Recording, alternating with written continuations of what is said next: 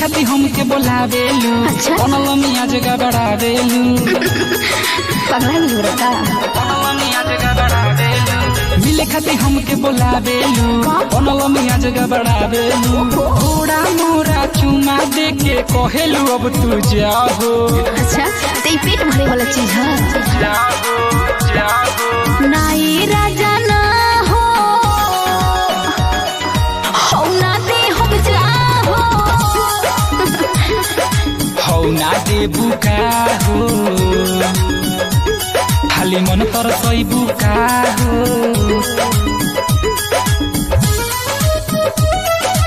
Mega recording studio Ishwarpur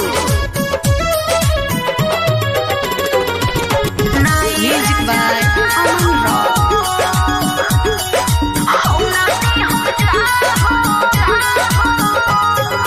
साच साच तू बोला गोरी तबे घरे आई औ जब देबू तबे लगे तारा आई ओहो ई बात बा देबू तबे लगे तारा आई साच साच तू बोला गोरी तबे घरे आई औ जब देबू तबे लगे तारा आई डोरो तावे मनवा हमर डोरो बहुते होई लेके मजा छोड़ देबो प्यार के बीजे होई। साफ साफ तू बोला जल्दी ना तो हट जाओ। अच्छा नाई राजा ना हो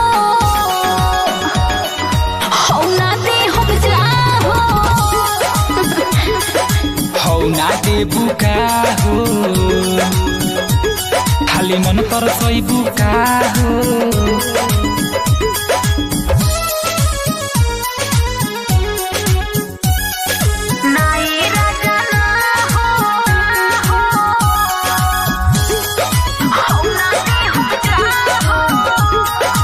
बर्बादी विजय के जान लो ना अपन बनाई अच्छा सहराई जवानी के छाली बोलो ना के खाई तू ही चोख भइल बारो जवानी के छाली बोलो ना के खाई बर्बादी विजय के जान लो ना अपन बनाई सहराई जवानी के छाली बोलो ना के खाई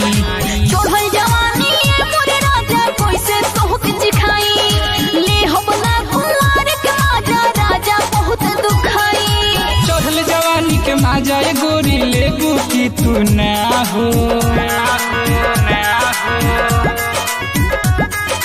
नाई राजा ना हो ना दे हम जाओ हौ ना दे बुका हो खाली मन तर सही बुका हो।